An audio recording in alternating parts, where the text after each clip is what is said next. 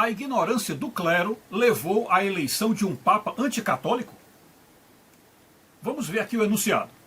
Como entender que o próprio clero, sempre educado no mais profundo nível da teologia e da Bíblia, pôde se render ao comunismo e a Karl Marx, e pior, chegar a planejar uma eleição realizada com a maioria sendo cardeais comunistas? Entretanto, hoje em dia, já há padres mais cultos e mais habilidosos na palavra de Deus que estão saindo a defender a postura corajosa de quem não se cala diante do absurdo de se eleger um comunista para ser papa. E houve até papas anteriores, houve um papa anterior, que determinou excomunhão para quem chegasse a cometer tamanho sacrilégio. E os padres de hoje, corajosos, pedem mesmo que haja anúncio e denúncia acerca da inviabilidade de uma missa unacum com o Papa herege. É este discurso duro que vamos tentar fazer aqui. Papa Leão XIII, sobre o católico que recusa-se a denunciar heresia e hereges.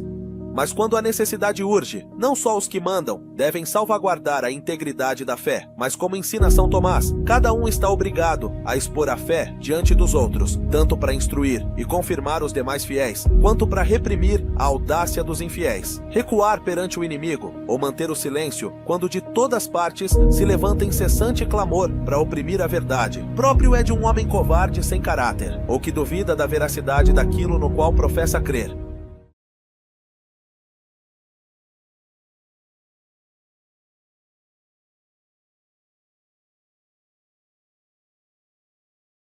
A igreja sabe, desde o início, que existem pessoas como Judas, que é possível que haja maus ministros, maus padres, maus bispos, maus papas.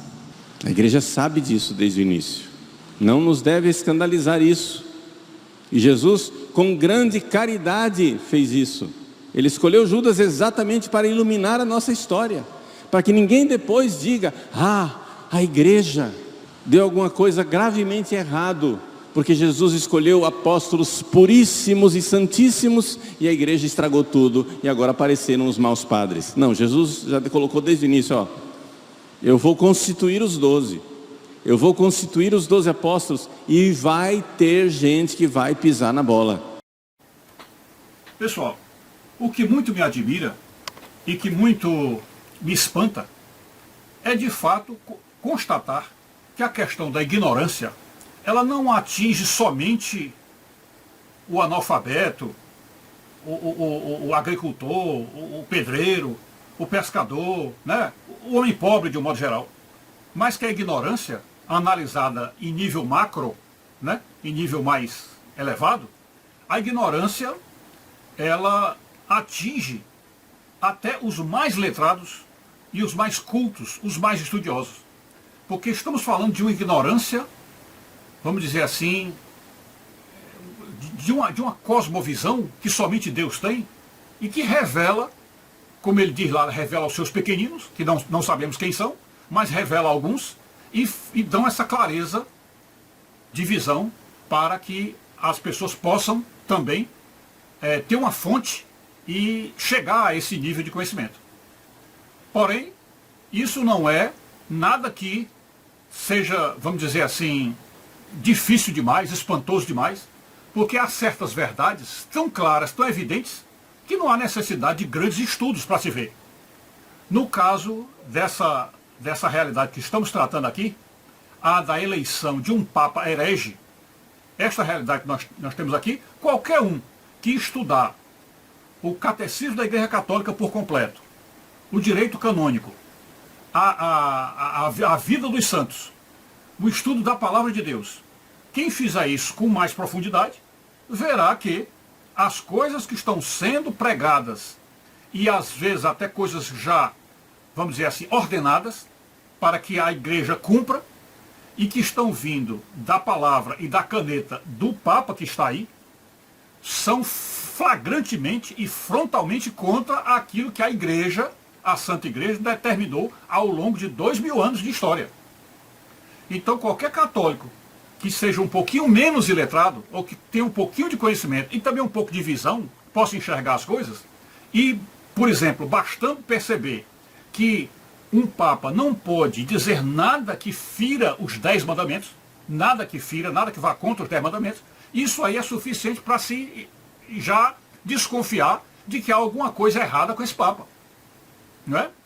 Então, se um Papa propõe algo que fere a lei de Deus, lei dada muito antes de Jesus vir, e que a própria igreja repassou isso para os seus fiéis a partir da vida de Jesus, o próprio Jesus também repassou para nós essa lei.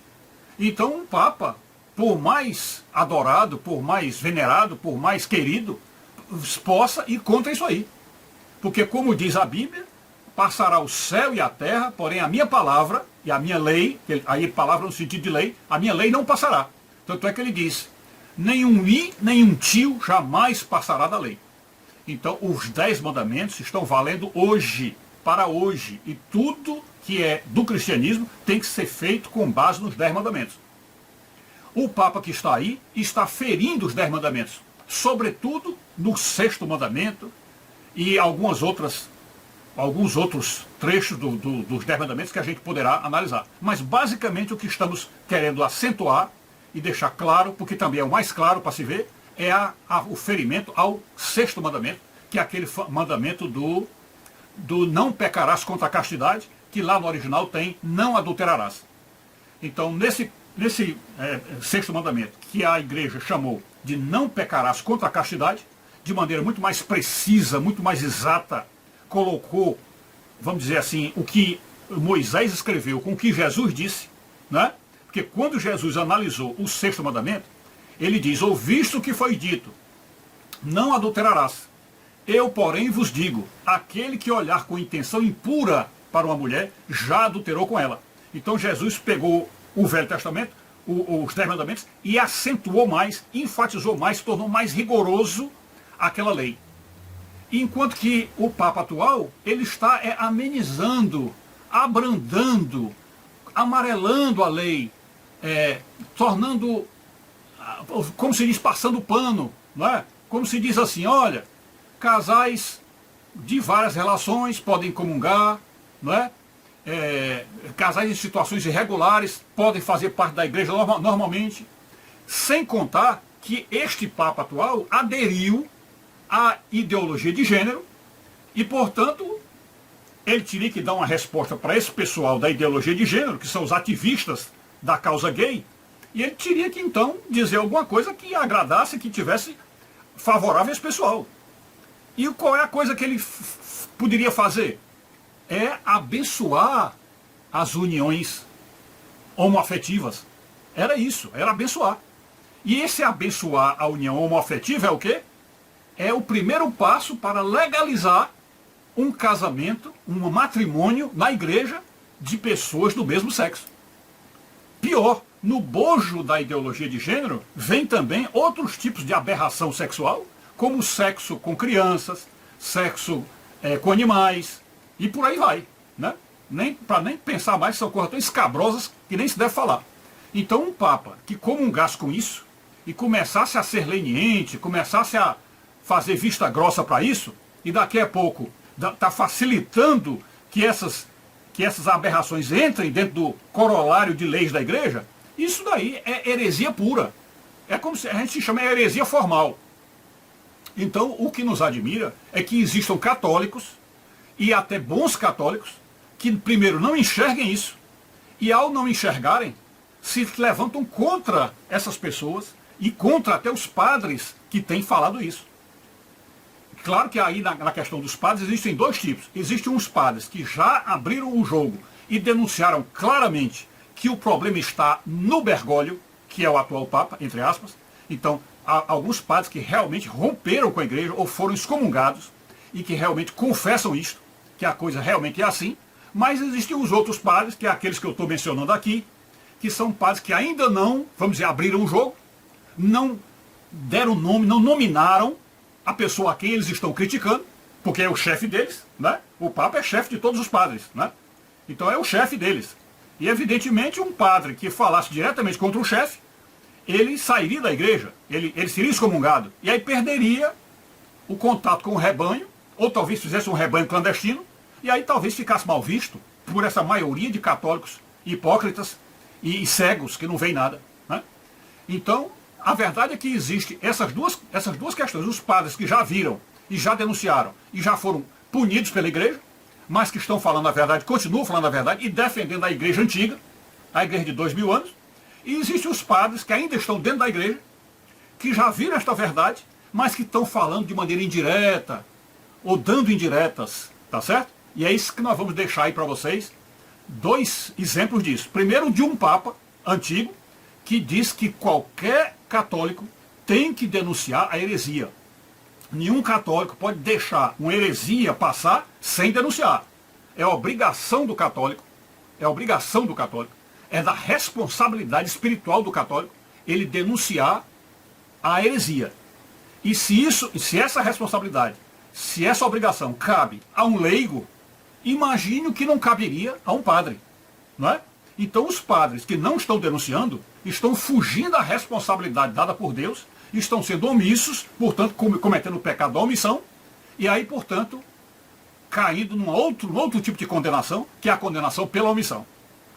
Então, vamos mostrar um Papa dizendo que todo católico tem que denunciar a heresia, mesmo que ela esteja no Papa, mesmo que ela esteja num padre, num bispo, no Papa, e também um padre atual, um padre moderno, um dos mais estudiosos da Igreja Católica atual, dizendo por via indireta, contando a história que eu vou contar para vocês agora.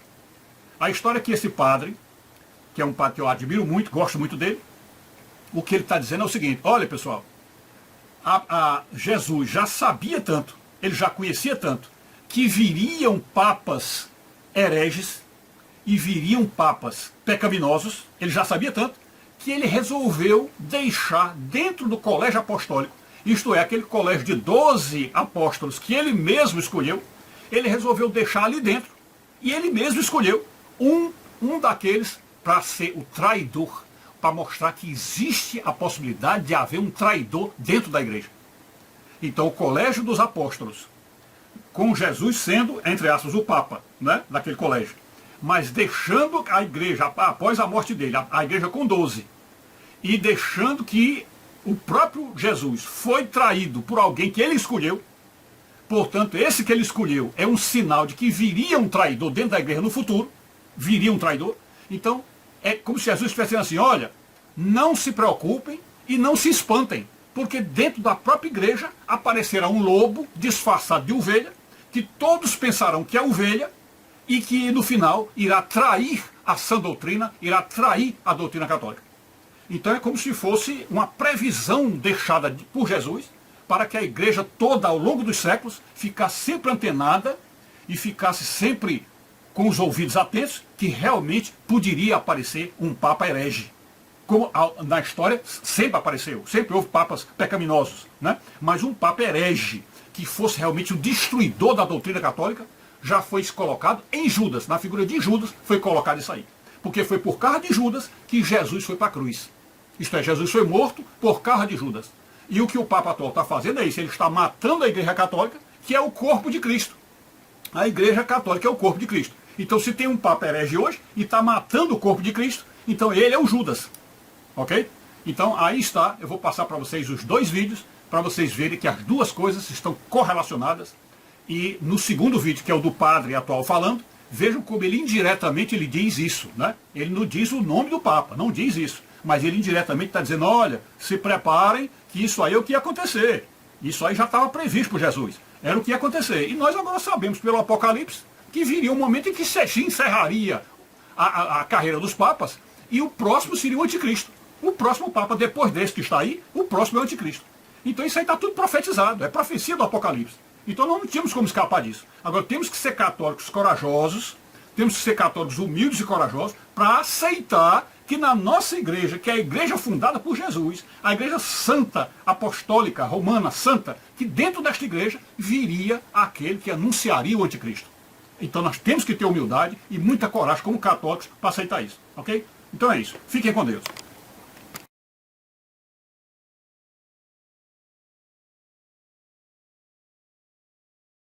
Senta que lá vem mais uma pedrada do Padre Christian. Meus irmãos, infelizmente, o estudo no Brasil, não só ser grandes comentários, senão eles me processam, né? Mas a coisa é para não saber mesmo, para não aprender mesmo. O negócio é ideologia, não é cultura. Se você estuda a história, e não só a história brasileira, mas a história da humanidade, períodos difíceis, já tivemos tantos. O que eu mais me apaixonei pela história da igreja foi que, isso eu falo sem medo, se dependesse dos bispos, dos papas e dos padres, a igreja já tinha acabado há tempos. Porque o que esse povo aprontou não está no gibi. E é interessante que mesmo naquela decadência, a igreja ressurge como fênix das cinzas. Não é nossa, não é coisa nossa. Nós tocamos no mistério de Deus. E as coisas, elas vão acontecendo. Então nós precisamos entender uma coisa: Deus não perdeu o controle da história. Quando você estuda a história real, você verá que essa situação difícil que nós estamos hoje, pessoas contestadoras, pessoas que espalham apostasia, que brincam com o sagrado, pessoas que ficam arrotando ideologia, não só de gênero, mas tantas outras nefastas que estão por aí, é só questão de tempo. Esse povo todo vai morrer, esse povo todo vai acabar numa tumba. E a igreja continuará depois de nós, até a volta de Cristo. O Império Romano tentou destruir a igreja, os bárbaros tentaram destruir a igreja, o Renascimento tentou destruir a igreja, os iluministas tentaram destruir a igreja passou século a século e chegou até nós. Esse povo todo vai morrer, eles e nós. Não precisamos ficar queimando pestana por causa desse pessoal. O tempo passa, e para nós que cremos, vigilância.